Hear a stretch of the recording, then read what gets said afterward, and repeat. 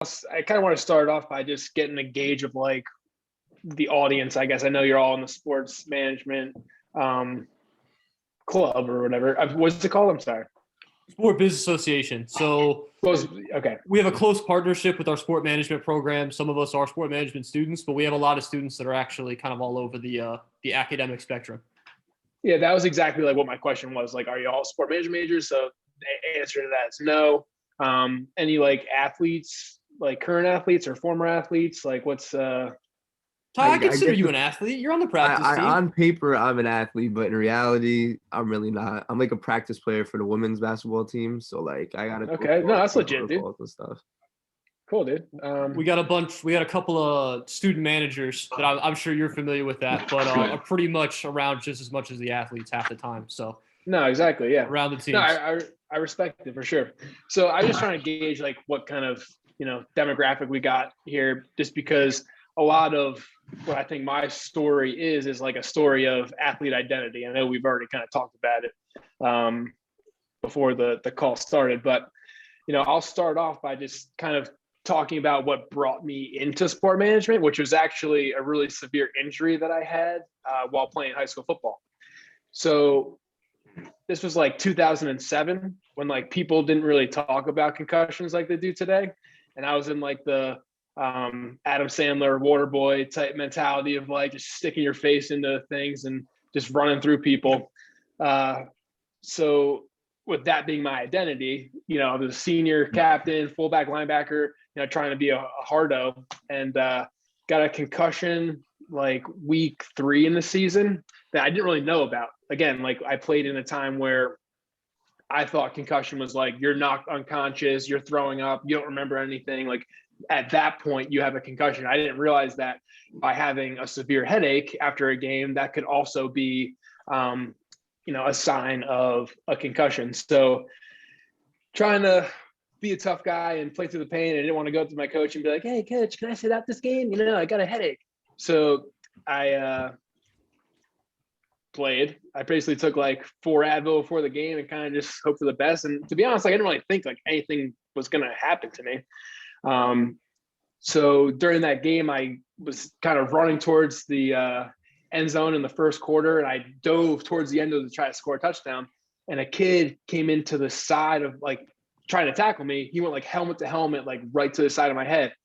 And, I had like some blurred vision and kind of got a little, disoriented from it, but it was also like super foggy that day. You couldn't see like 10 feet in front of you because of the fog. So I'm a yard away from the goal line. It's foggy. I'm sweating. So I talked myself into thinking like, it's all right. Like I want to score a touchdown. So next play, I did score a touchdown. But then on that following series, I was actually playing safety on defense that game because I had a banged up shoulder too. So like I had like a separated shoulder. I hurt my other shoulder because I was favoring that one because I was like a mess, like just trying to play through injuries, which I would never recommend to any athlete because the cascade of events that happens with compensation and stuff like that. So I actually missed a tackle that led to a touchdown. And in my head, I'm like, all right, well, I got to try to make up for that mistake. So next offensive series, I get the ball, and pretty much as soon as I get the handoff, I got a defender wrapped around my legs. And we weren't very good that season. So I'm going down to the ground. As I'm going down, another defender comes in like literally right at my head. So I just remember seeing this like white shoulder pad coming right at my face. And after that, because I was so close to the ground already, I like slammed my head on the ground. And at that point, I was like, yo, that's like a late hit, like definitely unnecessary. So I was trying to see like why the ref didn't throw a flag. But when I stood up, I couldn't feel my legs. So from like the waist down, it was like rubber. And at that point, I knew something was seriously wrong. So basically what was happening was I was suffering from something called second impact syndrome, which is basically a condition that only happens to kids when their brains aren't fully developed yet.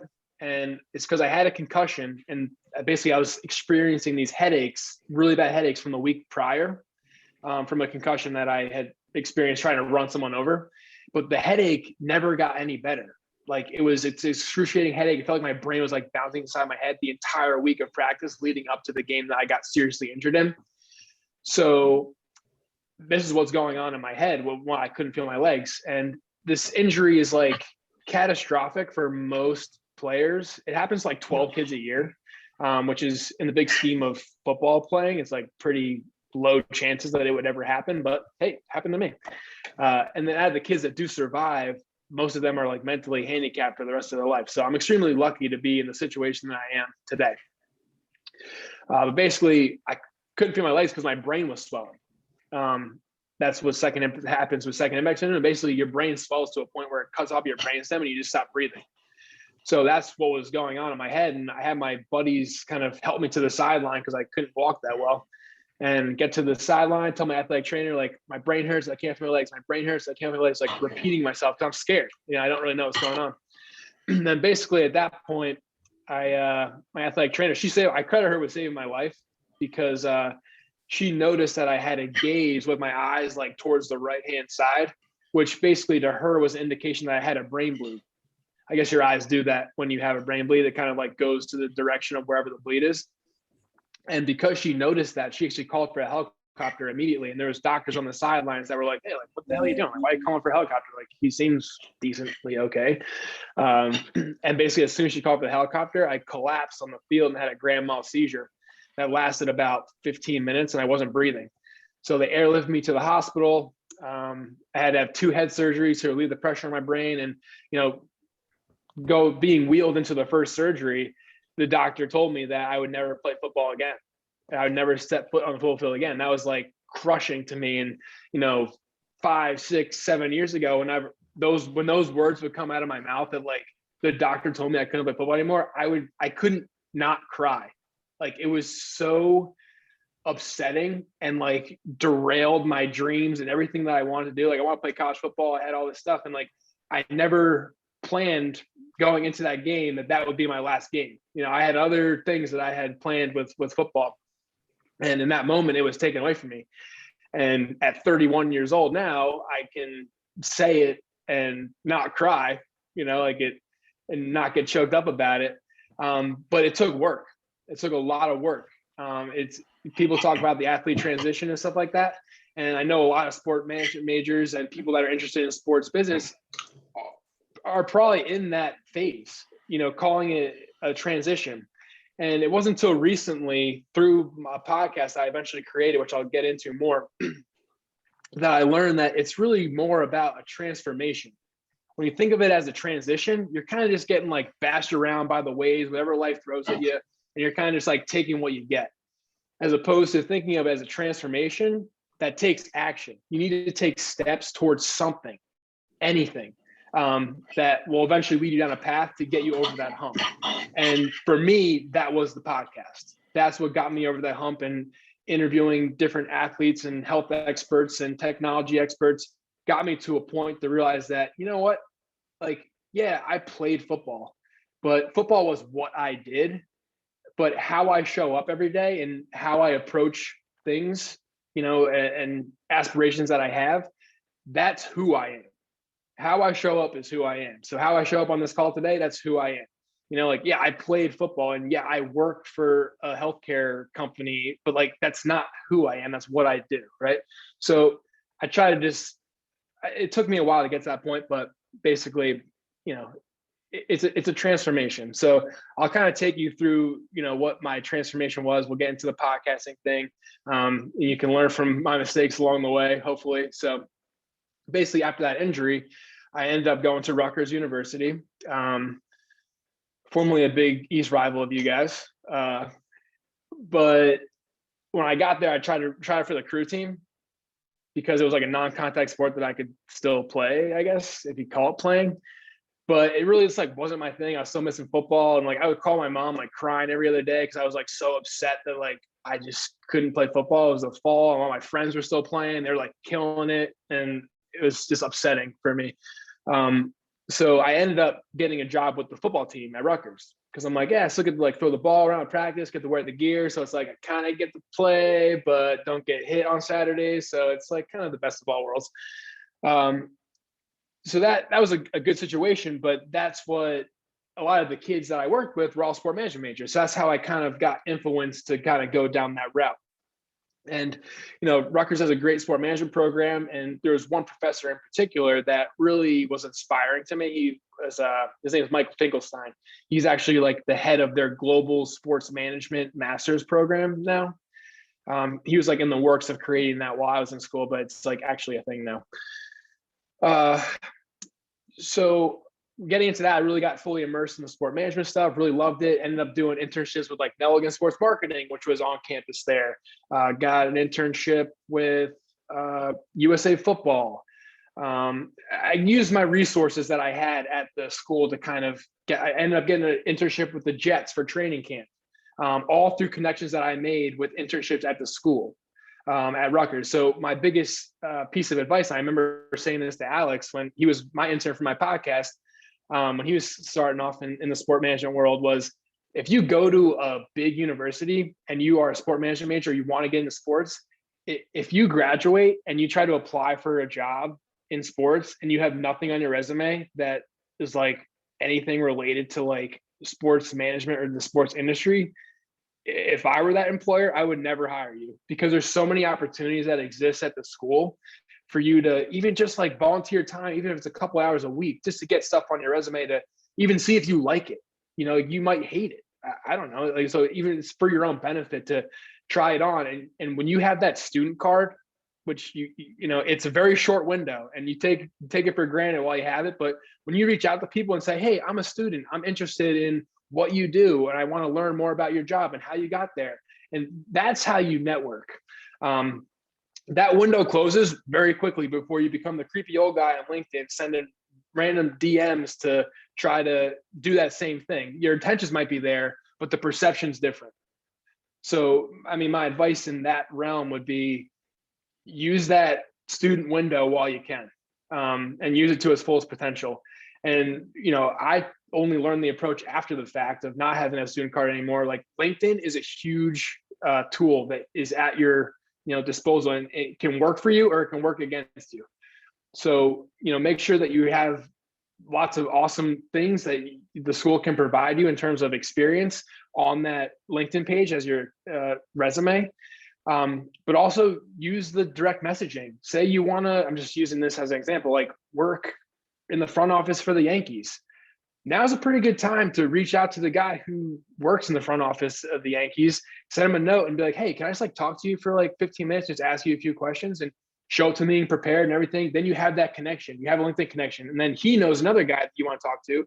And because you have that connection on LinkedIn, he's like, yeah, I'll give this kid a shot if whatever Mike knows, you know, talk to him and put in a good word for you. So don't take that, you know, piece for granted.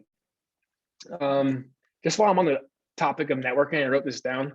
I used to, when I was in your guys' shoes, I was like so scared of like networking. I remember, I don't know, I mean, obviously during COVID, they don't do this, but all these like sport management conferences, like when I was in school, there was like the Ivy Sports Symposium. There's like this sports event marketing experience at Georgetown and stuff. And I would go to these things and there'd be these people from Under Armour and the NFL and all these people that like you think you're aspiring to be like, and you put them on this pedestal. And so there's like 60 other people that are at the conference. So like in between sessions or like at the breakout sessions, when you want to talk to them, either you're too afraid to talk to them and sound like a coherent person, you know, or there's a line 30 people deep waiting to talk to that person. So I ended up learning late in the game too, like a better approach for me at least was go to the table with no one there. And I say that because, all right, say you wait online for that guy who just talked to 20 other people who are trying to get the same Under Armour internship that you're trying to get. Okay, like you could try that, but you're working against the 20 other people. He's probably bored and like wants to leave and isn't listening to you anyway. Whereas if you go to the table that has one person or two people, you could be the person that he remembers or she remembers in that interaction. So to me, I always say like, yeah, you might want to work for maybe that person knows the Under Armour person. Like you never know where the connection can make, but you can make like an actual long lasting relationship with that interaction that's one-on-one as opposed to 1 versus 20 or 30. And just to hop in right there, I'm sure you've noticed so far, I've noticed it and I've been in the sport industry for way way shorter time than you. The sport industry, as big as it seems, is small.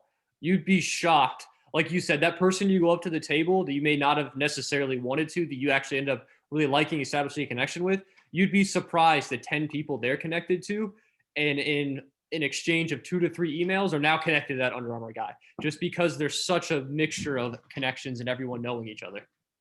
No, Gage, that's a great point. And I think that's what people see, like the sexy Under Armour stuff and the Nikes of the world. And they want that instant gratification of getting that. But you, in that scenario, you don't have the capability of like engaging to a point where that person thinks of you. Like I think of this one instance when I went to an event like that, and I was like, instead of waiting online for the Under Armour people, I'm going to just go to this guy because no one's sitting at his table. And I talked to that guy for 20 minutes, and like a month later, he emails me out of the blue and says, hey, like I got this opportunity for you. Like, are you interested? You know what I mean? Like that doesn't happen with the Under Armour guy, because he's getting, you know, a million things thrown at him like a day, you know, asking people, taking, you know? So that's what I would, you know, say about that in, I guess, Forrest Gump terms. That's all I got to say about that. But anyway, so while I was at Rutgers, I told you, like, I really like that marketing guy, Mike Finkelstein. And basically the whole class was like coming up with a business plan and then just like writing up a business plan and presenting it at the end of the semester. So I really like that creative side, and kind of like, and he put like no limit on it. It's like, whatever you want, like the world is your, you know, your canvas. You can do whatever the hell you want. So I did a lot of projects based off of health and safety stuff with football, because that was what I was kind of passionate about.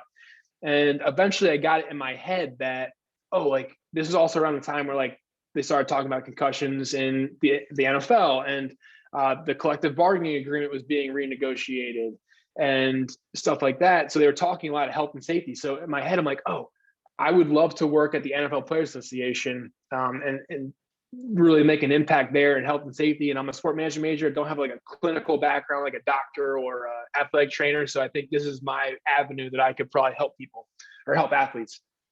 So I eventually figured out that the Georgetown master's program is very connected with the NFLPA, in that there's probably 3 or 4 professors that teach at Georgetown that also work at the NFL Players Association. So I'm like, okay, you know, 18-year-old or not at that point, 21-year-old Kevin's like, all right, I'm going to go to Georgetown. I'm going to make a connection with the professors at that work at the NFLPA. I'm going to take their classes, try to make an impression, get an internship, and then I'll get a job there. And like, we'll be, you know, bing, bang, boom, dream job. I'll be just coasting away. Yeah, it'll be great. So all that did happen except for the job part at the end. So I really threw all my eggs in this one basket going to Georgetown. And anyone who is a sport management major on this call, I would highly recommend not going to grad school for sport management. Nothing against the Georgetown program or anything like that. It was a great program, great for networking, and I learned a lot while I was there. And it certainly challenged me in some areas, but the curriculum is not all that different than what you learn in your current coursework for undergrad. And the older I've gotten, the more I realize the importance of like diversification of skills. You know, looking back, like I probably should, if I want to do business, like I probably should have done like MBA. And I went right from undergrad to grad school, like thinking I wanted one thing. And then as you'll hear in my story, like it didn't really quite work out that way.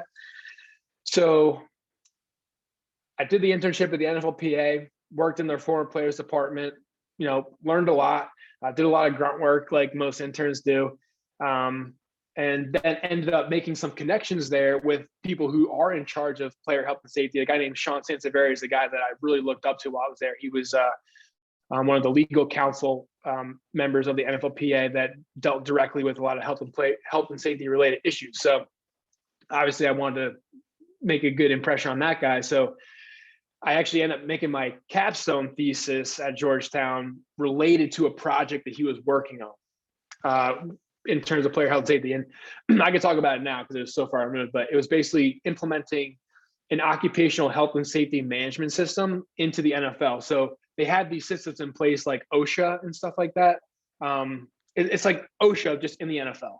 So they have it in like industries with high rates of injuries or fatalities, like coal mining, construction, nursing, even because of like the infection rates and stuff.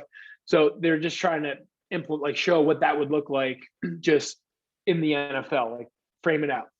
So I did that, did a lot of interviews and stuff, and it came up with a good project. And the NFL came up with a different, or NFLPA came up with a different branch called the Players Trust right around the time when I was graduating from the program.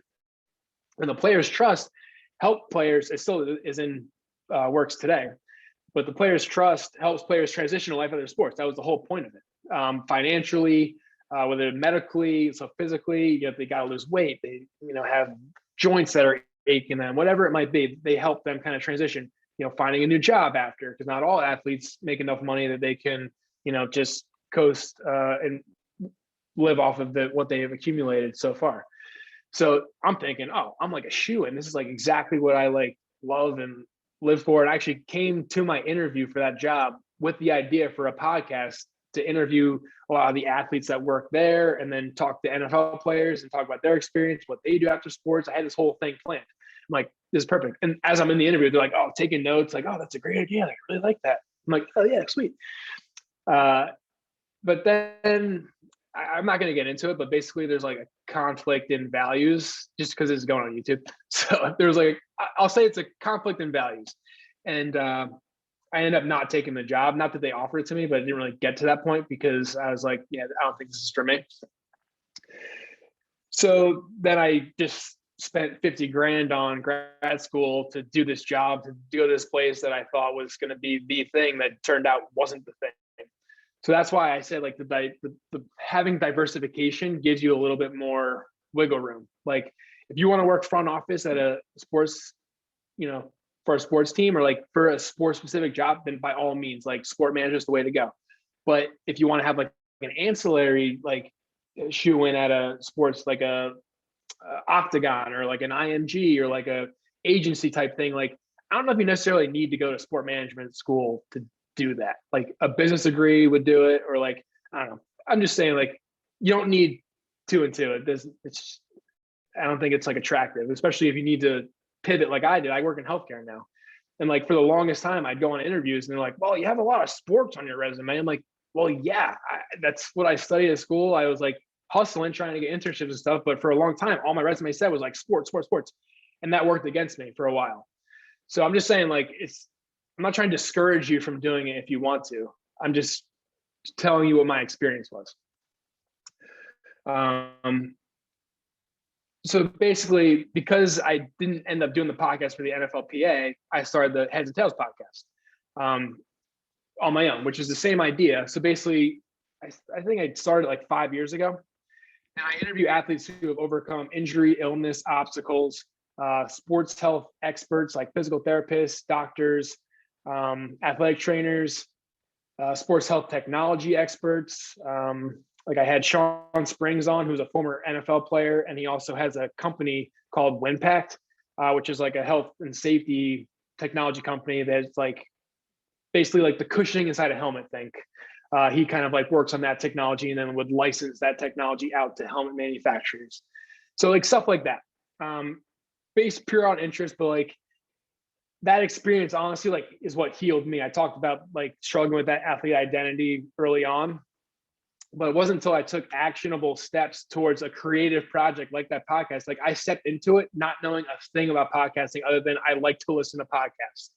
So I started off by like buying a microphone, researching websites and making sure that my website pictures like weren't janky as hell and like weren't grainy, like they're high quality pictures. Like I invested a lot in like the aesthetics. So like I was like, yeah, fake it till you make it. Like if I'm trying to reach out to these people, high caliber people, I mean like high level of influence, I guess. Like it has to have some, I don't know, like they think it's like a legitimate thing. Legitimacy is the word I was looking for. So I honestly started off by like interviewing the athletic trainer who saved my life. my high school or my youth football coach because he had like a pacemaker put in when he was a kid, and like there was a time where he couldn't play football, and he coached youth sports now. So like I started off really low hanging fruit, and then eventually with consistency, and that's the key with podcasting is you got to be consistent with it. I was doing it once a week, every week for probably 2.5 years until I pretty much got burnt out, which I was talking about earlier. It was a freaking grind, but the level of influence that my guests would have throughout, like, it was encouraging.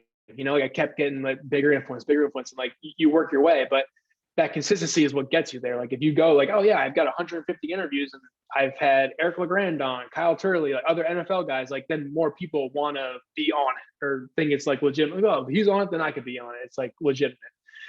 So, that process was interesting, but I think that's what turned it from a transition to a transformation for me, was taking the action to ask the questions about, oh, well, you transitioned after football and you struggled for a while, but now you're good. So like, how did that work?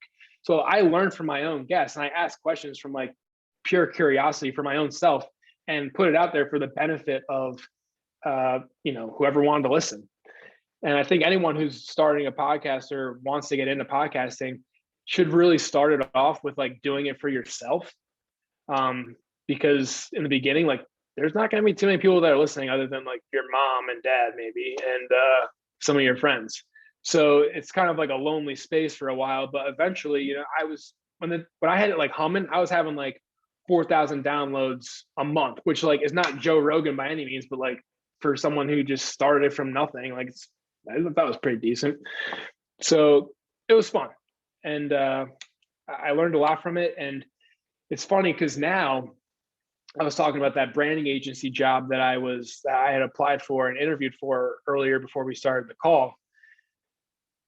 I don't know if I would have gotten the interview if I didn't have the podcast.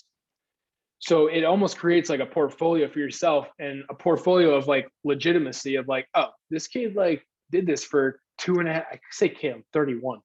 This guy, had this podcast that he did for 5 years. He's got 200 episodes. Like it's consistency, it's discipline. Like you could tell I put work into the website and stuff. Like I reached out to this guy on LinkedIn randomly, like the creepy old guy, saying like, hey, I really like your style of branding, and I would like to talk about how you thought about some of the projects that you worked on with different companies that you rebranded. Would you talk to me for 15 minutes? And he literally told me, he's like, yeah, I checked you out. Like I thought you were trying to sell me something at first, but once I realized you didn't want to sell me anything, I checked out your podcast. I was really impressed by it, just with the consistency of it and, the quality of the interviews or whatever. And that's why I took your call. So I talked to him for 15 minutes. And again, he was like, well, I got a project management job, coming up in the first quarter of next year. Like if you're interested, I'll reach out to you. And we're at the first quarter of this year. And he did reach out to me. I interviewed for it. Not to say I'm going to get it, but I'm just saying like that interview doesn't happen if it weren't for the podcast. Like, cause he doesn't even take my call. And I think, I don't know, Ty has his podcast. Like if you can consistently do that, that'll always be a door that opens for you. Like if you have that podcast, someone checks it out, like, oh, that's pretty cool. Like it's a portfolio that's ongoing, and it's like, it shows who you are, your quality of work. Like, and just from a networking perspective, like my network exploded just from the podcast, from getting guests on and making that connection with them and asking them questions that are kind of uncomfortable sometimes, that goes a long way. They're long lasting. Like I still talk to people that I interviewed 5 years ago. So it's a good avenue.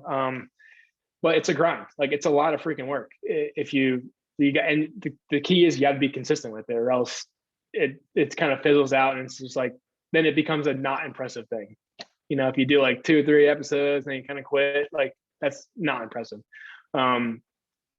So, I know I talked for a while and I talked about a lot. Do you guys got any questions, or I'm trying to think if I missed anything I wrote down that I wanted to talk about? But basically, just to sum it up, is like, I know as an athlete, I almost view like going to sport. I don't regret going to sport management, and I still obviously I end up being in like a podcasting element of sports. Still love sports. I think it'd still be cool to be like a athletic director or something. But as an athlete, my comfort zone was sports. So because I chose sport management as my major, I don't think it necessarily challenged me in a way that maybe a different one would. And again, like I'm not trying to talk you out of like your decision or whatever. I'm basically saying like you grow when you step into the unknown. And for me, I grew when I stepped into the unknown of podcasting. That was my catalyst. I got to hone in on my passion, which was sports health, and got to talk about topics that I love talking about.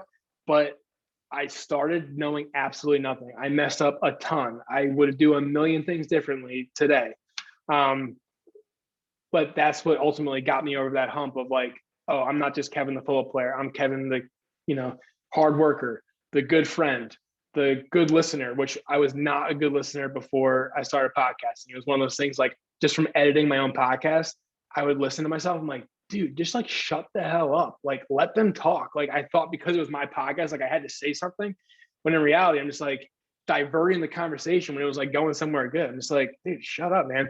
But that translated to other things. Like I just, I'm a better listener in general now with my wife and with my friends and my coworkers. So it all translates, but it's all because I stepped into something that I knew nothing about and had the curiosity to learn. So I feel bad I've been talking forever, but I hope you got something out of it. No. And you hit on a lot of stuff there. I've definitely got some questions that I want to follow with to kind of highlight some particular things you touched on. Anyone else that you have a question, feel free to hop in at any point. But I'll just go ahead. You talked a lot about the podcast, and this is one thing I was curious about. It's a pretty common thing for people to say. Everyone's like, oh, everyone's got a podcast, right? And there's some truth to that. Just with the ability of technology, it's very easy and for a lot of people to have them. But you've kind of really found a niche. You've found a really good way to brand and get your podcast out there. So how did you go about doing that? How did you go from, cool, this is something I want to talk about, but there's 100 other sport podcasts, to now I actually have something, like you said, it's consistent and I'm actually getting consistent viewership. That's not just my mom. Yeah, I mean, part of it's like is exactly what you just said. So again, like I started 5 years ago, which like podcasting was popular then, but not like it is today. So I would say I kind of got in ahead of the game a bit. Like there's a lot of like fantasy sports podcasts and like sports talk radio type things, but my niche was definitely the injuries. And, I know for a fact today that there's other very similar podcasts to mine in terms of like injury athletes. I interviewed one of them. I don't see them as competition. I'm like, oh, like you like talking about the same stuff. Like, come on, like I'll interview you too and promote yourself. Like you're putting good stuff out there. Like there's one company called Sideline USA, and they put out a lot of great content for injured athletes who their careers end due to injury. I did start getting discouraged when like other pro athletes started podcasting, talking about similar topics to what I talk about, because their first interview is like Bill Belichick. My first interview is my youth football coach. So like he starts off at a place where like it would take me 10 years to get that interview. Like, so it's like it was a little discouraging, but I kept thinking back to like the reason why I started it, and it wasn't necessarily for other people. Like it was honestly like for myself to like learn and to kind of, I don't know, like explore a new creative outlet. And it was like, honestly, like a distraction from how miserable I was internally, like with mentally how I couldn't cope with not being an athlete. But that like distraction turned into like an increased level of interest and curiosity. And then eventually I wouldn't say I'm an expert, but I got some level of expertise that keeps you coming back and makes you want to keep going and get better. So I think you can kind of take that formula and translate it to any kind of creative outlet that you're looking for, even if it's like sales. I don't know, like ticket sales is big in sports. I know when I was back in sport management school, all the professors would say, like, you want to work in sports? Work in the ticket office. Like that's your entry in. Like they're always looking for people. Wow, I really got sidetracked from the question. But I guess there are a lot of podcasts out there, like millions probably, but there aren't a lot of consistent podcasts or a lot of good podcasts. You know what I mean? Like there's the top of the top, like the Joe Rogans of the world, and the Rich Rolls of the world. And then there's the other people who did 10 episodes and quit because it was hard, like, and if you listen to the first few episodes of Joe Rogan and Rich Roll and Kevin Saum, they sucked. Like they were freaking terrible. But with consistency, if you have the desire to get better, like you will. I would say definitely, if you have a niche, great, go for it. If you don't, I wouldn't say don't do it. If you're doing it for yourself, then who freaking cares, And then eventually, if you like it, you get better, get more interesting guests or whatever. You never know where it can go. And I think podcasting is such a popular thing. Like if you're looking to monetize it, like you don't have to be a Joe Rogan. Like you could still make some money off of podcasting, even with numbers like I have. So yeah, and you already answered the question. Yeah. Yeah, it does. And you already answered what my follow-up is, but it sounds like you weren't good at when you started. It sounded like it was a little rough when you started, and you kind of just got better with time. Is that kind of how it goes? Oh, 100%. Yeah, I say like my first like 30 interviews were like pretty bad. But I kept going, and I only know that because I listened to them. Like because I would literally edit it in GarageBand. I'd record it, edit in GarageBand, listen to how terrible I was, and then try to improve on the next week and not say the same dumb things I said the week before. Not to say that I don't say dumb things now. Like the other day, I had an interview with this girl who has a company called like the Durable Athlete. So it's like a sports performance, but it's like injury prevention type exercises and stuff.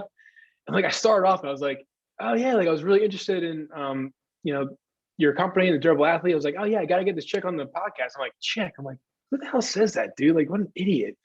But so I still say stupid things. You still learn, but it's all fun. I also kind of like the pursuit of trying to get people on the podcast. Like that's like a fun game to me. I chased this one NFL guy down for like literally 2 years until I ended up like going on a business trip to California, and we would go back and forth, and then he would just like not respond to me for months. And eventually I was kind of like, do I just give up? But I was going on a business trip close to his house in California. I knew he lived around the area. So I brought my podcast equipment in my bag, thinking like, you never know. Like maybe he'll respond to me. So I shot him an email being like, hey, I'm going to be in your area. Let me know if you're around to do a podcast. He literally calls me the next day and sets up a time for like that Friday. So I rent a car, drive 2 hours to his house, and literally sit in his living room for like 3 hours.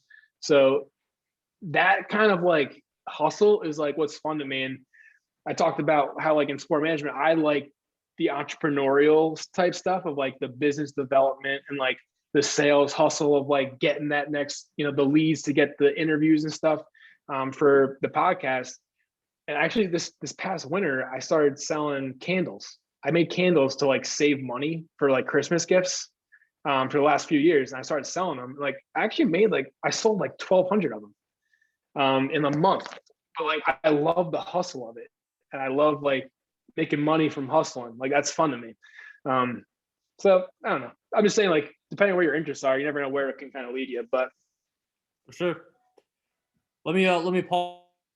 I'm sorry to see if anyone else has a question for Kevin. Yes, I have a question, Kevin. I know before when like I was working for you, you used to love like Tim Ferriss, but do you like what's your favorite podcast now? That's a good question, man. I actually listen to like less podcasts than I used to. I've been really liking Rich Roll podcast lately. I find Joe Rogan to be entertaining, but it's like select people. I'm more into like, I've been reading more books. Like you guys know David Goggins? Yeah.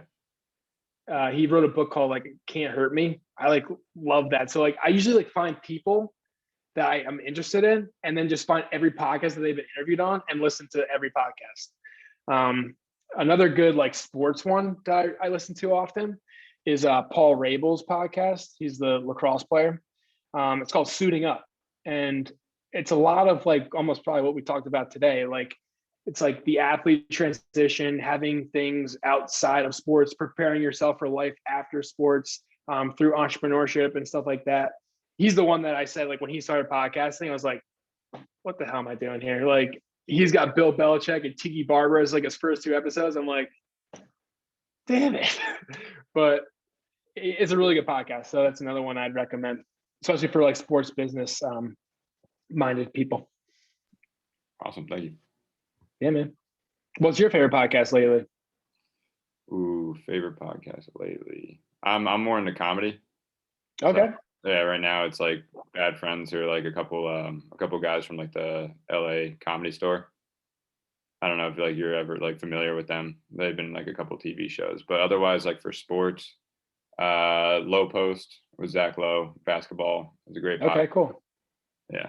And Joe. Yeah, I mean, there's a million great ones out there. It's honestly like I don't listen to things I listened to 5 years ago. Like you kind of evolve with your interests and curiosity. You know, and that's kind of the fun part about podcasts is like there pretty much is one for everything. So for sure. Yeah. Also, what do you think about? I don't know if you've heard about it, but like Clubhouse.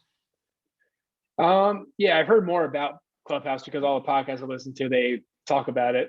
I honestly like don't know too much about it. Mm-hmm. I'm like at the point now where I'm like the old guy. Like I was watching the Grammys yesterday or the other day with my wife. We both look at each other. We're like, dude, we're old. Like I knew nothing that was going on.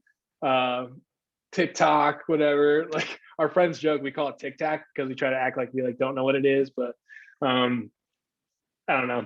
I'm probably not the right person to ask to answer that question. I don't know too much about it, but no worries. Anyone else? I also had a couple of questions. The first one's really quick. I joined late because I was having issues, but did you say where you played football in high school? I played, nowhere special, but Westmore Central. It's like, it's in Morris County, New Jersey. Yeah, no, that I went to high school there, and I just Central? wanted to check. Yeah, because I knew your name sounded familiar when I heard you were doing the podcast, and I wasn't sure why, but then like I finally put it together, so I just wanted to make sure I was right on that. Yeah, Frank. Yeah, cool, man. Yeah, connect with me after. I'll be glad to help a fellow Wolfpacker out in any way I could. Awesome, thank you. My other question was just so you talked about a lot of experience that you had with like sport management, and I was just wondering like what your favorite experience with sports was, like what's your favorite part about jobs like that, and what was something that you didn't like as much.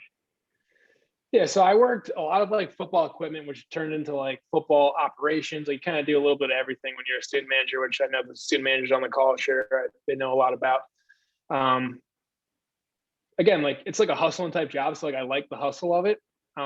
But as far as like the time commitment, it's a lot. Like to work for a sports team is like a freaking grind, dude. Like you like Thanksgiving, you're not home. Christmas, you're not home. Like if those are the kind of things that are important to you, then that might not be for you. But there's plenty of other opportunities. And I think the NFLPA to me would be like the icing on the cake. Like that was what my end goal was. And it was in an environment talking about topics that I really loved. So that was the most interesting to me. And I was most proud of it because I feel like I earned it. You know, like I went through all these other internships where I was like cold calling and doing other stuff that like I didn't really want to do that ultimately led to me, gave me the credibility to get that internship at the NFLPA. So I'd say out of all of them, it was the NFLPA, but I think mostly because I was just proud of it and less because of like the actual work that I was doing. Cause I was like stuffing envelopes and like doing intern stuff, you know, not like saving the world. But again, they all build off of each other. I know Gage said that the sports world is small. It is. I like my favorite player in high school was Tim Tebow. And like all throughout college, I was a huge Tim Tebow fan. And I actually got to play catch with Tim Tebow because I got an internship with the Jets the year he was there. And I would have never had that had it not been for working with Rutgers football for 3 years prior, you know? So like they all lead to one thing. Again, just like dive in and see what happens, you know, be curious and ask good questions to people who are in positions that are of interest to you. And that'll make a difference. Thanks a lot. Yeah, man. I try to wait till the end because I feel like I always have the most questions. So the first one I'll go with is just the marketing side of the podcast. Like obviously, like I try to use my social media I created like a social media page for my podcast. Like, what advice do you have to just kind of get it out there to more eyes? Yeah. Again, like I don't have like a ton of followers and stuff like that. Like I think when I was really being consistent with like the posting and stuff like that, I was probably around like 3,000. Like nothing crazy, but like I had the best success from finding like other accounts that were like athletic trainers like my podcast, because I always talk about athletic trainers. So I found a lot of athletic trainer pages and just followed a bunch of the people on that who followed that page or that account. And I would get probably like 10-20% like return rate that they would follow me back. And then I would just like unfollow all the people. Like it's the game, like so there's that. But I guess what I wish that I started doing from the beginning was YouTube. I wish that I started with video and not just an audio podcast, that it was video. I see the future of podcasting like also having a huge component on YouTube. Like if you look at all the major YouTuber or podcasters, they have a pretty big presence on YouTube with like legitimate kind of filming operations and stuff like that. And I know people listen to it like in the car while they can't watch something, but I also find myself like actually watching, like I want to see their face. I want to see their interaction. Like, and plus like you can make money off YouTube. Like if you have like enough of a following and a big enough channel. So another guy you should get on this call, maybe next month, is one of my friends, George Muha. Alex, you know George? I haven't met him before. Okay.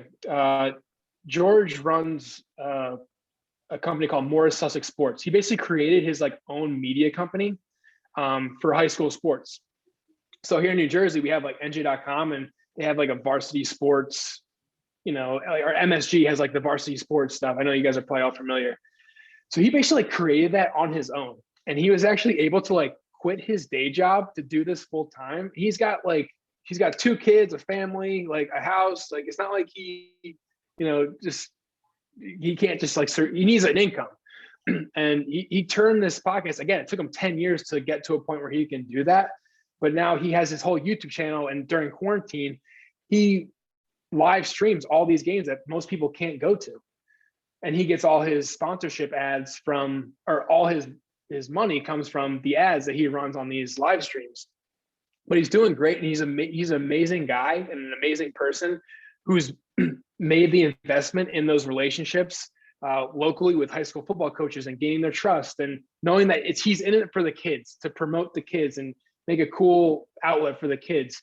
And the communities in our local counties, or the people in our local counties, know him and appreciate that he does that for the kids. And it's a really cool business. And I think he'd be an awesome guy to talk to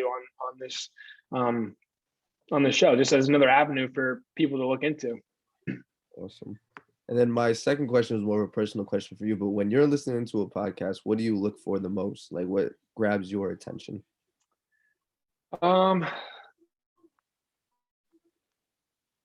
Honestly, just like interesting stories. Like, and sometimes you can have an interesting story, but the person doesn't know how to tell it well. And it just makes it like not interesting because they're not engaging with it. Trying to think. I also like advice to try out. A good episode to listen to for you guys, Paul Rabel's podcast. He talks to this guy named Scott Galloway. He's like an NYU professor, but he has like all these little like nuggets of wisdom about school and like economics and investing and stuff. Like it's just interesting. I feel like you guys might find it interesting as well. It's just like those kind of things. And again, like then I just look for every podcast episode that Scott Galloway's done. I try to just gain all his little nuggets, and then I move to the next person that I find interesting. To me, it's like an interesting story, but that goes to the interviewer too. Like sometimes when I like drop the ball, like I never say like, oh wow, like that person was just like not a good interview. It's like, it's on me, dude. Like I didn't ask the right questions. I didn't gain their trust in a way that they were able to open up about it potentially.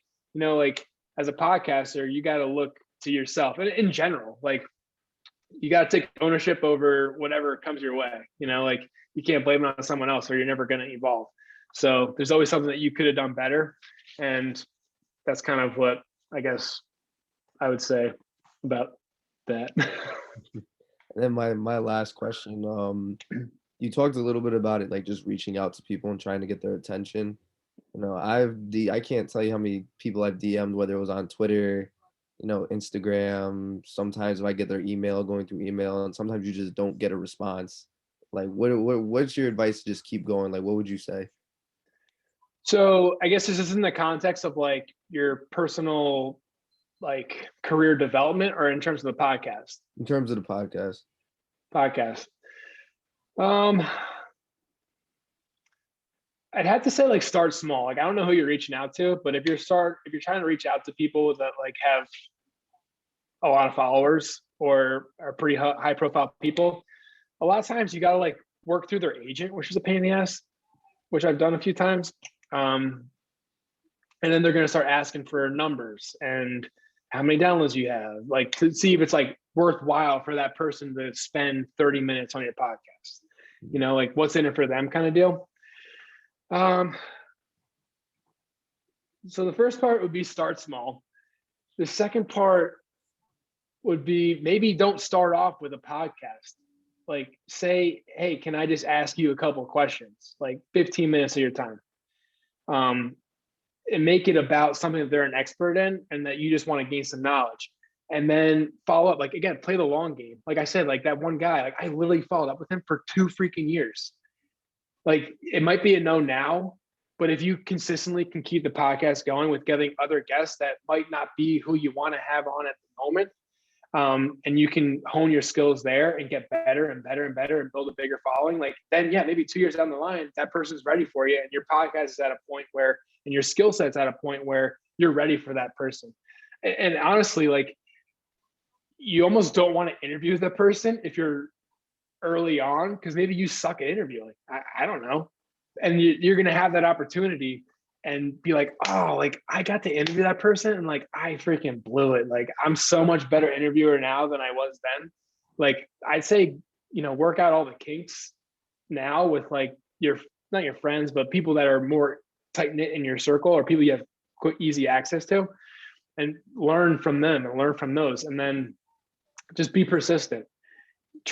I find I have better luck with LinkedIn than I do with like Instagram or with Twitter.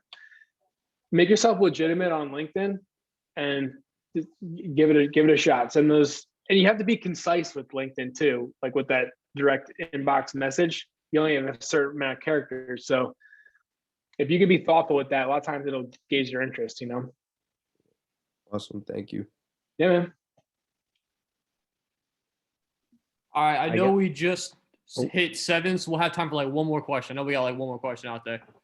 Yeah, I got one question real quick. Thanks for joining us, Kevin. We're putting on a conference next weekend, a nice little virtual conference, and we have some pretty big name people coming. We're very excited about it, but you were talking a lot about networking, and how do you think we can maximize, you know, like the reward for coming to this conference?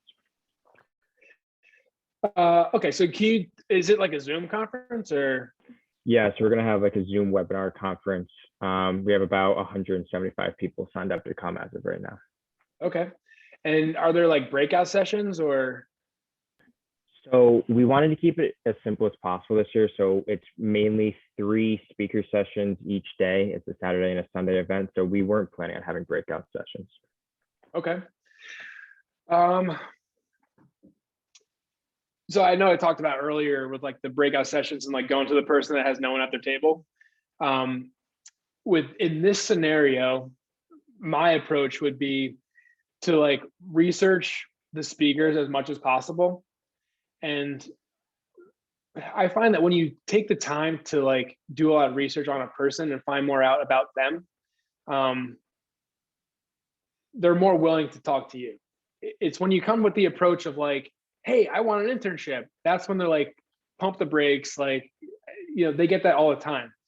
If you go into the conversation with pure curiosity in what they do, how they got to where they are, any advice that they have, as opposed to being like an opportunity that you're looking for yourself, people are more willing to give your time. And again, don't say like 30 minutes, be like 15 minutes. like it's all I want. And I, like being in your shoes at one point in time, like whenever anyone asks to talk to me about whatever, I always say yes, because I know how hard it is and how awkward it can be sometimes. So like someone who takes the initiative to, do the research and put in the time to learn more about me and wants to learn even more, make it an interview. Don't make it when you send them an email afterwards, if they provide their email or whatever, or even if you send them a DM, be like, hey, yeah, really like we talked about, find a few points during their talk that you can research more and ask them more questions further about it.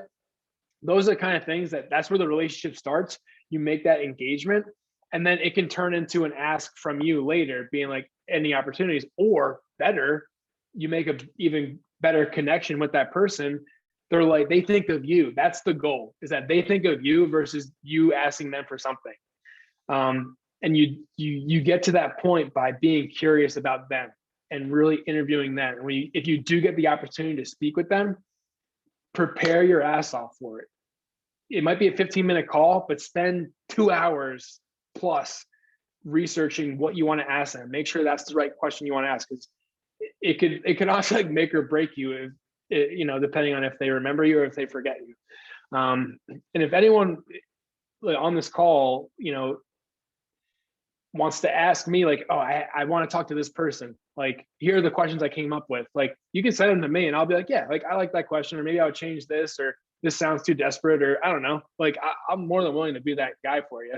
Because I know it's tough. I remember like sweating through like my suit jacket, like at these conferences, because I was like so nervous to like talk to these people, because I put them on this pedestal, and everyone was like, yeah, network. I'm like, network? I'm like, it's the weirdest thing ever. But then when I eventually turned it into like an interview, I sit at that table with no one there, talk to the guy. I'm just peppering them with questions like, oh, what do you do? Where'd you go to school? What do you like? What do you like? I don't know. You learn about things about them. And the more people like to talk about themselves. So I find that being the best way to like make that connection, that they're reaching out to you as opposed to the other way around. Awesome. Thank you very much. Yeah, man. All right, with that, Kevin, thank you so much. I had a great time. I know I learned a lot. I'm sure everyone else did. We appreciate your time, man. Yeah, no, it was an honor to chat with you guys. And Alex, thank you for making the connection, brother. Of course, anytime. With that, everyone else, have a great night. Yeah, see y'all later. All right, see you guys.